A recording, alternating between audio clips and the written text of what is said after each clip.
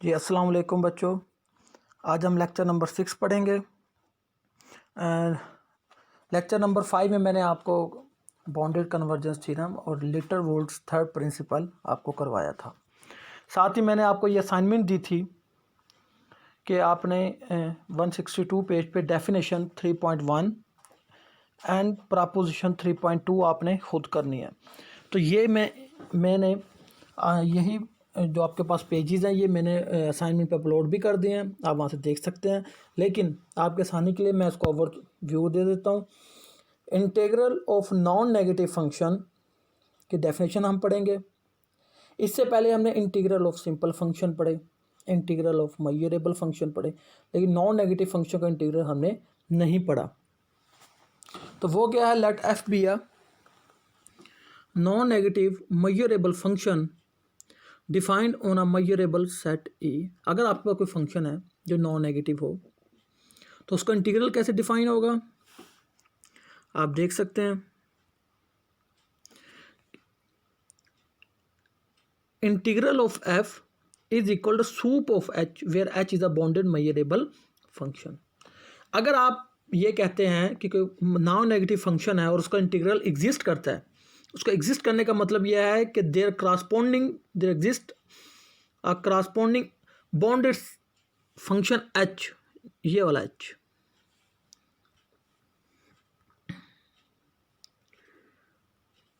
ये वाला आपका जो एच है, मैं थोड़ा सा इसको ये ले लेता हूँ थोड़ा सा मोटा, ये वाला एच आपके पास H is a bounded measurable function, और उस एच की सूप लेंगे तो एफ का इंटीग्रल डिफाइन हो जाएगा। ये आपने अच्छे से याद रखना। अगर मैं ये कभी भी किसी बुक में आप पढ़ें या मैं आपको समझाऊं कि कोई नॉन नेगेटिव फंक्शन है उसका इंटीग्रल एग्जिस्ट करता है, तो आप समझ जाएं कि एक बाउंडेड फंक्शन ज़रूर एग्जिस्ट करेगा जिसकी सूप लेंगे तो वो इंटीग्रल ऑफ एफ आ जाएगा। और इस एच की खूबी क्या है, एक तो वो बाउंडेड होगा, दूसरा वो मेजरेबल होगा, तीसरा ये खूबी होगी उसकी कि वो तमाम पॉइंट्स ई के वो तमाम पॉइंट जहाँ पर एच ज़ीरो नहीं होता उसका मेजर क्या होगा, फाइनाइट। तीन खूबी होंगी उस एच की, क्या, एक तो वो बाउंडेड होगा, दूसरा वो मेजरेबल होगा, तीसरा कि ई के वो तमाम पॉइंट्स जहाँ पर उसका आंसर ज़ीरो नहीं होता तो उन उस पॉइंट्स का मेजर क्या होगा, फाइनाइट होगा। हाँ, जिन पॉइंट्स पर ज़ीरो हो जाए वहाँ का मुझे नहीं पता कि फाइनाइट हो भी सकते हैं और नहीं भी। तो ये प्रपोजिशन 3.2 ये आप खुद करेंगे। मैंने डेफिनेशन आपको समझा दिया। डेफिनेशन इसलिए समझाइए आपको, आगे हम करने लगे फट्टू लेमा, मोस्ट इंपॉर्टेंट लेमा, तो उसमें चूँकि डेफिनेशन इस्तेमाल होगी तो मैं आपको बता देता हूँ। तो ये डेफिनेशन मैंने आपको करवा दिया। ये प्रपोजिशन 3.2 ये आप खुद करेंगे अच्छे से। इसमें कोई मसला हो तो फिर आप उस लेक्चर में पूछ सकते।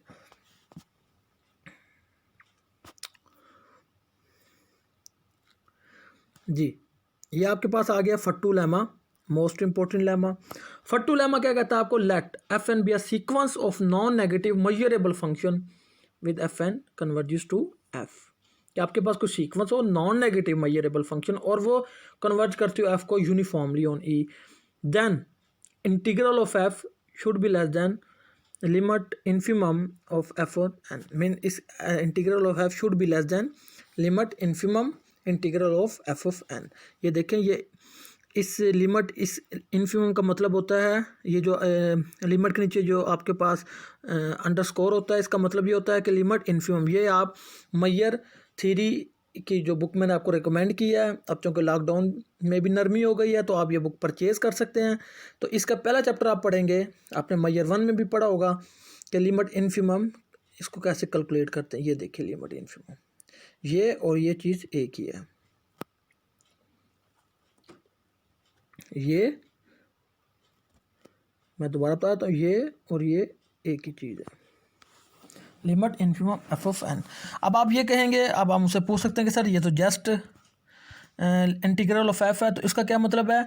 इसके लिहाज से, तो इसके लिहाज से इंटीग्रल ऑफ एफ का मतलब भी ये निकलेगा, limit infimum f of n less than equal to limit infimum f of n. इसका मतलब यह है कि आप फंक्शन लें, उसकी इन्फिमम कैलकुलेट करें, उसकी लिमिट लें और उसका इंटीग्रल लें, that is should be less than equal to, कि पहले आप फंक्शन का इंटीग्रल लें फिर इन्फिमम और फिर लिमिट। ये मोस्ट इंपॉर्टेंट लेम है आपका। चलें जी, अब हम इसको पढ़ते हैं। Clearly F is measurable. क्यों मैयरेबल है? क्योंकि एफ एन मैयरेबल है और हमें पता है कि uniform limit of measurable function is also measurable. तो एफ भी मैयरेबल है और एफ एन हमने कह दिया कि नॉन नेगेटिव है, greater than equal to zero. जब हम लिमिट लगाएंगे लिमिट एफ एफ एन वो भी greater than equal to zero, तो this is equal to F, तो एफ इसका मतलब एफ भी greater than equal to zero. F N हमें पता है, यहाँ से आप greater than equal to zero दोनों तरफ आप लिमिट ले लें, एन अप्रोचेज इन्फिनिटी। तो ये इसका मतलब ये एन लिखा हुआ है तो इसका मतलब ही यही है, n approaches infinity. Just book में नोटेशन है जस्ट लिमिट और उसके नीचे एन लिखने, तो आप ऐसे भी लिख सकते हैं, लेकिन इसका मतलब यही है कि लिमिट एन अप्रोचेज इन्फिनिटी। तो जब आप दोनों तरफ लिमिट एन अप्रोचेज इन्फिनिटी लेंगे तो ये तो यहाँ पर तो ज़ीरो है, तो कांस्टेंट पे तो लिमिट अप्लाई नहीं होती, तो ये लिमिट एन अप्रोचेज इन्फिनिटी। तो ये चूँकि हमें पता है कि एफ़ को कन्वर्ट करता है, तो F is equal to greater than equal to zero. तो F greater than equal to zero, तो इसका मतलब है कि हमारे पास एफ भी मैयरेबल है, एफ एन भी मैयरेबल है, एफ एन भी greater than equal to zero है और एफ भी greater than equal to zero है। Let H be bounded measurable function. अब हमें पता है कि हमने कह दिया कि एफ़ का जो है वो इंटीग्रल एग्जिस्ट करता है। ये देखें एफ़ का इंटीग्रल एग्जिस्ट करता है, तो आप वही डेफिनेशन जो मैंने आपको बताई थी कि अगर इंटीग्रल ऑफ एफ एग्जिस्ट करता है तो इसका मतलब है definitely there exist a bounded function h, जिसकी खूबी क्या है कि वो तमाम पॉइंट्स जहाँ पर वो ज़ीरो उसका आंसर ज़ीरो नहीं होता, उन पॉइंट्स का मैयर क्या होगा, फाइनाइट होगा। तो मैं क्या कहता हूँ, let H be a bounded function which vanish outside a set F. मैं एक ई के अंदर ही एक ऐसा सेट डिफाइन करता हूँ। मिसाल के तौर पर ये आपके पास ई है, ये आप बड़ा सेट आपके पास ई है और छोटा आपके पास एफ़ है, ठीक है जी, बड़ा ई है। तो इसके अंदर एफ़ और एच की क्या खूबी है कि इस एफ़ के बाहर से जब आप कोई पॉइंट एच की डोमेन में पुट करेंगे तो आंसर क्या आएगा, ज़ीरो। इस एफ़ के बाहर से अगर आप कोई पॉइंट पुट करोगे एच के अंदर, ये याद रखिएगा, एफ़ के बाहर से जब हम कोई पॉइंट पुट करेंगे which vanish outside a set F of finite measure, कि जब आप एफ के बाहर से कोई पॉइंट एच की डोमेन में पुट करेंगे तो आंसर हमेशा ज़ीरो आएगा। हाँ, अगर आप एफ से कोई पॉइंट पिक करके एच की डोमेन में डालते हो फिर कोई ना कोई आंसर आपके पास ज़रूर आएगा, लेकिन अगर आप एफ के बाहर से कोई पॉइंट पिक करते हो और एच की डोमेन में डालते हो तो आंसर आपका ज़ीरो आएगा। और दूसरी बात ये कि इस एफ का मैयर भी फाइनाइट है, ये याद रखिएगा। ये जो हमने एफ डिफाइन किया है इसका मैयर भी क्या है, फाइनाइट है। I hope you understand.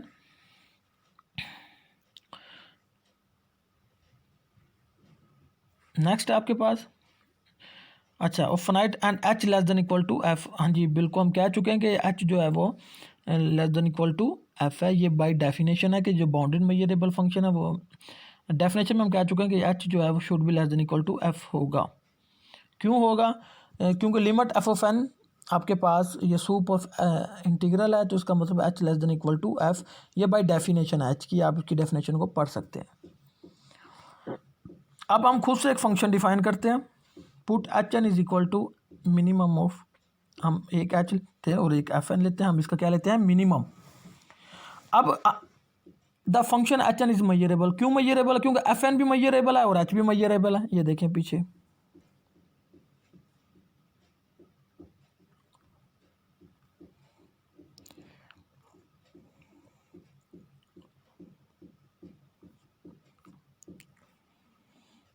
देखें एफ भी मैयरेबल है, ये लिखा हुआ है एफ भी मैयरेबल है और हमारे पास आपके पास एच भी मैयरेबल है।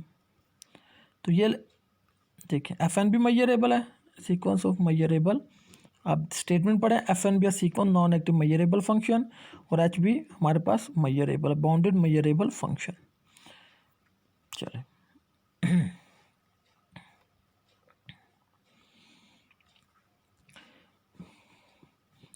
तो put H N is equal to minimum of H F N, और हमने ये शुरू में लेक्चर नंबर आई थिंक हमारा पहला था या दूसरा था कि being the minimum of two measurable function is also मैयरेबल।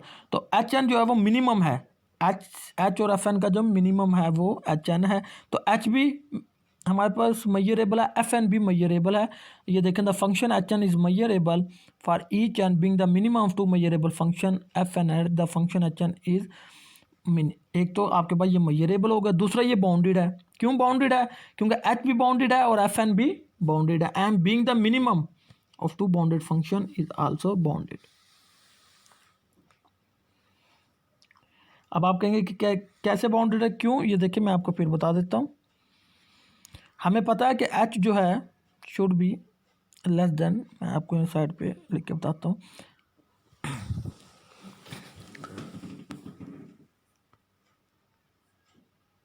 H जो है आपका should be less than equal to f है, ठीक है। और एफ किसके बराबर है?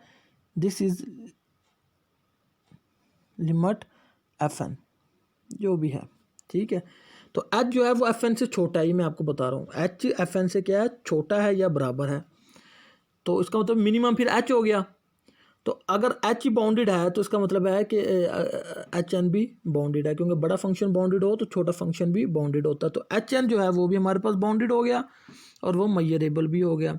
और अगर हम एफ क्या कॉम्प्लीमेंट से कोई पॉइंट लेते हैं, एफ डैश से, ये देखें हमने एक पॉइंट पिक किया, तो जब हम एच एक्स में डालेंगे तो आंसर जीरो। कैसे जीरो? देखें जब आप कोई पॉइंट, हम पहले डिफाइन कर चुके हैं एच को, ये देखें आप पीछे देखें, हम एच को डिफाइन कर चुके हैं। Let H be a bounded measurable function which vanish outside a set F of finite measure, कि जो विनिश हो जाता है, ख़त्म हो जाता है, यानी कि उसका आंसर जीरो होता है आउटसाइड अ सेट एफ, यानी कि एफ के बाहर से अगर आप कोई पॉइंट लेंगे तो एच का आंसर क्या आएगा? जीरो। ये मैं पहले भी बता चुका हूँ। तो जब आप इसमें पुट करेंगे आंसर क्या आएगा? ज़ीरो। एच एक्स क्या आएगा? Answer zero. और हमें ये बात पता है, स्टेटमेंट में गिवन है कि f N x greater than equal to zero, so h n x is equal to zero.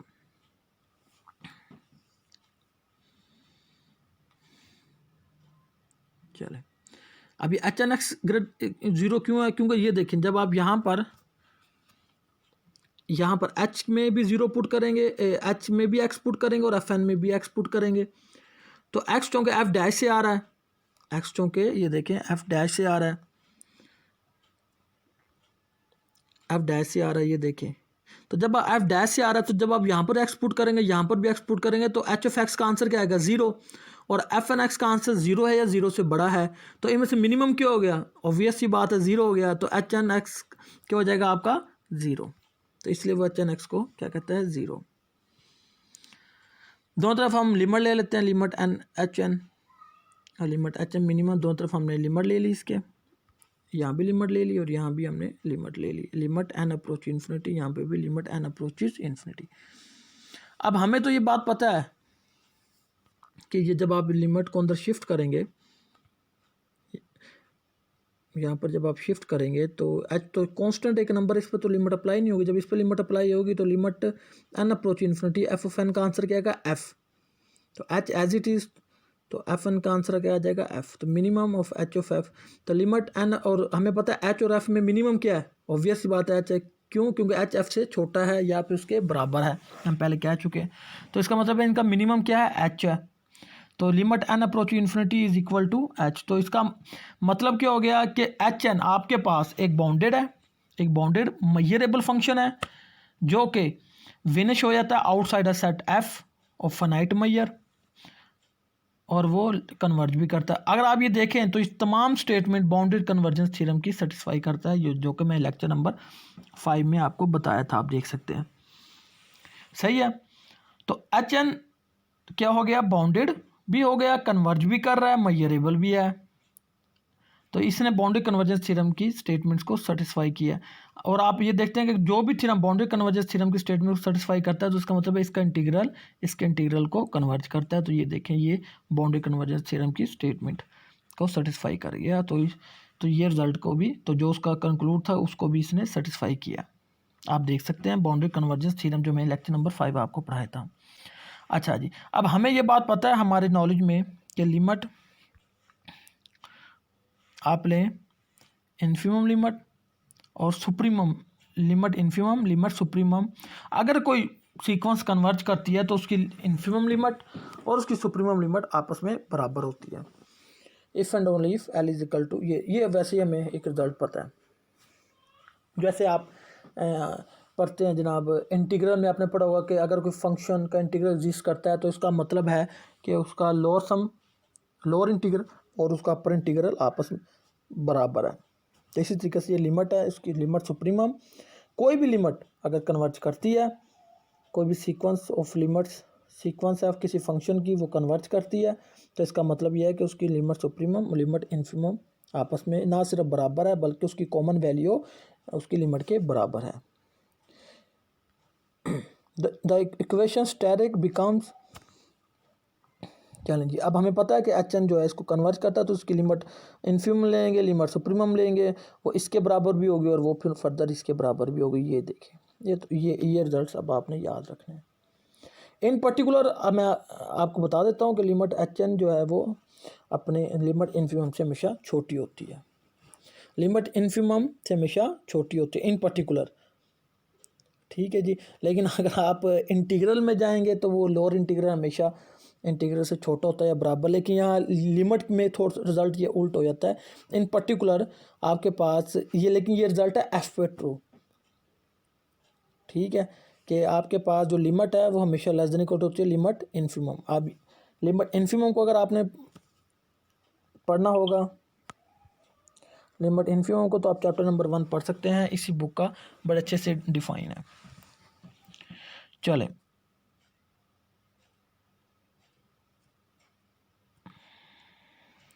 Since H N less than equal to F N, ये बात हमें पता है कि एच एन से हमारे पास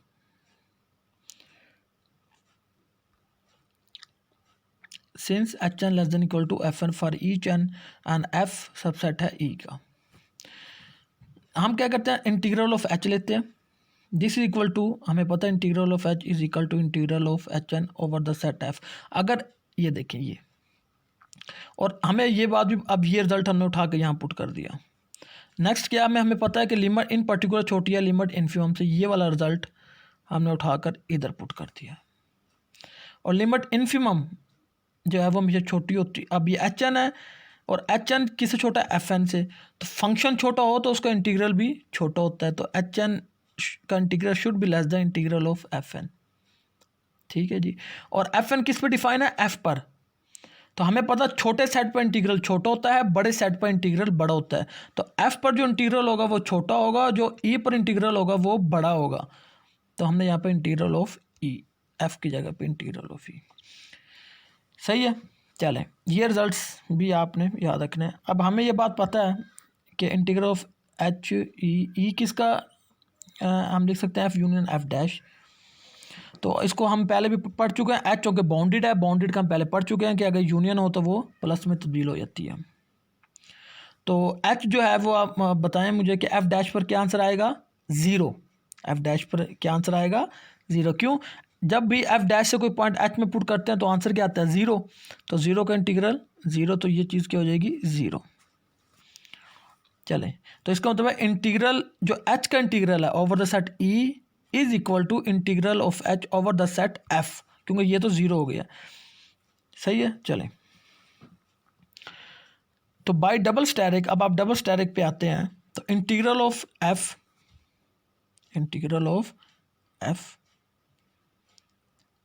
लेस देन इक्वल टू, ये वाली स्टेटमेंट हमने उठा ली, limit of integral F N, ये वाला रिजल्ट हमने पिक कर लिया कि इंटीग्रल, ये वाला integral of H over set F less than equal to limit infimum integral of F N over the set E taking supremum, तो जब आप सुप्रीमम लेंगे,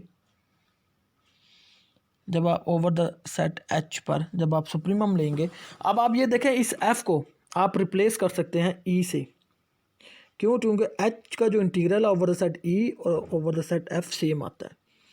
तो इस नेक्स्ट स्टेटमेंट में ये चूँकि आपके पास एफ है, ये चूँकि एफ है, तो आप इसकी एफ की जगह पे क्या लिख सकते हैं, ई, तो integral of H over the set E less than equal to limit infimum integral F N over the set E, ये देखें। तो जब आप टेकिंग सुप्रीमम ओवर एच, जब आप सुप्रीमम लेंगे एच पर, तो ये तो इसमें तो एच इन्वॉल्व ही नहीं है, तो ये तो एज इट इज़ रहेगा। तो जब आप इसके सुप्रीमम लेंगे तो supremum of H by definition integral of F बन जाता है, आप देख सकते हैं जो डेफिनेशन है आपकी 3.1, तो इसका मतलब है integral of F should be less than equal to limit infimum F N integral of F N over the set E. तो ये आपका एक रिज़ल्ट है मोस्ट इम्पोर्टेंट। ये लेस देन इक्वल टू के साथ है, ये आपने खुद करना है। ये रिज़ल्ट यहाँ ख़त्म हो गया। नेक्स्ट इसकी हम लेकिन ये अब ये पढ़ें। The Fatou lemma remains valid with the same proof if we replace F N converges to F measurable by F N converges to F almost everywhere. अगर ऑलमोस्ट एवरीवेयर है फिर भी ये सेट आपके पास रिज़ल्ट वैलिड रहेगा। चलें अब मैं आपको एक एग्जांपल करवा देता हूँ। 3.4 एग्जांपल मैं आपको करवाता हूँ, बाकी 3.5 आपने खुद करनी है। ठीक है, तो एग्जांपल क्या 3.4 आपकी कि आपके पास एक फंक्शन है जो कि जिसकी डोमेन है सेट ऑफ रियल नंबर और उसकी रेंज है 0 and 1। तो हमने डिफाइन किया ये F N x is equal to characteristics function जिसे आप काई कहते हैं, और ये इसका इंटीग्रल n to n+1। अब हम क्या करेंगे, देखें पहले function then each F N is non negative measurable function. क्यों नॉन नेगेटिव है पहले तो मैं ये बता दूँ क्यों, क्योंकि इसके आंसर हमेशा क्या आते हैं 0 या 1। इसका आंसर हमेशा क्या आता है, करैक्टरिस्टिक्स फंक्शन का आंसर हमेशा 0 या 1 आता है, तो 0 या 1 नॉन नेगेटिव हो गया। अच्छा दूसरी बात ये कि मयरेबल क्यों है, क्योंकि करैक्टरिस्टिक्स फंक्शन ये वाला मयरेबल होता है इफ़ एंड ओनली अगर ये वाला सेट मयरेबल हो जाए। हमारे पास एक रिज़ल्ट है कि ये जो फंक्शन है ये मयरेबल होगा इफ़ एंड ओनली जब ये वाला सेट मयरेबल हो ई। अगर करैक्टरिस्टिक्स फंक्शन मयरेबल होगा इफ़ एंड ओनली, यानी कि पूरा का पूरा सेट मयरेबल होगा इफ़ एंड ओनली जब ये ई मयरेबल हो। तो ये मयरेबल है, ये इंटरवल है n+1। तो जब आप इसकी लेंथ कैलकुलेट करेंगे तो n+1 माइनस n, तो वो आंसर 1 आएगा। चलें 12 आगे ये मेंशन है। अब हम क्या करते हैं, लिमिट इन्फिमम लेते हैं। लिमिट इन्फिमम मैं पहले ही बता चुका हूँ। लिमिट इन्फिमम कैसे लेते हैं, वो होता है सूप ऑफ इन्फिमम। आप एफ एन लिखेंगे fn+1 fn+2, ये लिमिट इन्फिमम है। और लिमिट सुप्रीमम लेंगे तो इन्फिमम बाहर आ जाएगी और सुप्रीमम अंदर। मैं दोबारा बता देता हूँ, अगर तो आप ले रहे हैं लिमिट इन्फिमम तो सूप बाहर होगा और इन्फिमम अंदर होगा, और आगे सीक्वेंस फंक्शन की सीक्वेंस होगी fn fn+1 fn+2 and so on. लेकिन अगर ये सुप्रीमम होगा लिमिट सुप्रीमम तो इन्फिमम बाहर होगा और सुप्रीमम अंदर होगा। तो बहरहाल चलें supremum of infimum fn fn+1 fn+2 and so on. तो अब ये देखें ना fn का आंसर क्या है, 0 या 1 है। इसकी रेंज में 0 या 1 पड़ा है, तो टोटल इनके आंसर या तो 0 होंगे या फिर 1 होंगे। तो 0 और 1 का इन्फिमम क्या होता है, ऑब्वियस सी बात है 0। तो इस वाली टर्म का आंसर क्या आ गया 0। दोबारा देख लें, देखें आपके पास रेंज में क्या पड़ा, 0 और 1 ही पड़ा है। तो इन तमाम सीक्वेंस के आंसर या तो 0 होंगे या फिर 1 होंगे। तो जब आप इनके 0 या 1 आंसर लेंगे, 0 या 1 आंसर लेंगे तो इस इन्फिमम में क्या आएगा, 0 ही आएगा। तो और 0 एक नंबर है तो उसकी सुप्रीमम भी 0। तो जब आप इंटीग्रल लेंगे 0 का इंटीग्रल 0, तो इसका मतलब पहले जब आपने fn लिया फिर उसकी लिमिट इन्फिमम लिया उसका इंटीग्रल लिया तो आंसर क्या आया 0। अब हम क्या लेंगे, पहले fn का इंटीग्रल लेंगे, ये fn है इसका इंटीग्रल लेंगे। ये देखिए हमने पहले इंटीग्रल ले लिया। इंटीग्रल आपको पता है इसका इंटीग्रल क्या होता है, इसके length of the interval calculate करते हैं n+1 minus n+1 minus n होती है। तो इसका आंसर क्या आ गया, आपके पास 1 आ गया। अब आप दोनों तरफ जब लिमिट इन्फिमम लेंगे तो 1 है, तो इसका आंसर 1 ही आएगा। देखिए लिमिट जब आपने इंटीग्रल लिया, जब आपने पहले इंटीग्रल लिया और फिर लिमिट ली तो आंसर 1 आया। लेकिन जब आपने पहले लिमिट ली और फिर इंटीग्रल लिया तो आंसर क्या आया 0। तो ये स्ट्रिक्टली के साथ है, तो ये फट्टू लेमा सेटिस्फाई हो गया स्ट्रिक्टली के साथ। ठीक है, तो ये लेस देन के साथ भी हो सकता है, मतलब लेस देन इक्वल टू के साथ होती है स्टेटमेंट, तो ये लेस देन के साथ है। तो ये मैं आपसे पूछ सकता हूँ लेक्चर में या पेपर्स में कि give an example of Fatou lemma which hold equality या which hold strictly less than. तो इसी तरीके से 3.1 है ये इसी तरीके से 3.5 भी आपने खुद ही करनी है और 3.6 भी आपने खुद ही करनी है। ठीक है, 3.6 जो है मैं आपको बता दूं, ये तो ये इक्वल के साथ है, जबकि 3.4 और 3.5 लेस देन के साथ है और 3.6 जो है वो इक्वल के साथ है। और ये आपके पास प्रपोजिशन है 3.7 मोस्ट इंपॉर्टेंट, ये आपने खुद करनी है, ये भी आपकी असाइनमेंट है। ठीक है, इसके बाद हम नेक्स्ट पढ़ेंगे बाउंड्री कन्वर्जेंस थ्योरम। वो मैं इंशाल्लाह नेक्स्ट आपका जो होगा उसमें मैं आपके साथ डिस्कस करूँगा, आपको पढ़ाऊँगा लेक्चर नंबर 7। इसमें कोई मसला हो तो फिर मुझसे आप डिस्कस कीजिएगा लेक्चर के दौरान। चलें जी, अपना ख्याल रखें। अस्सलाम वालेकुम।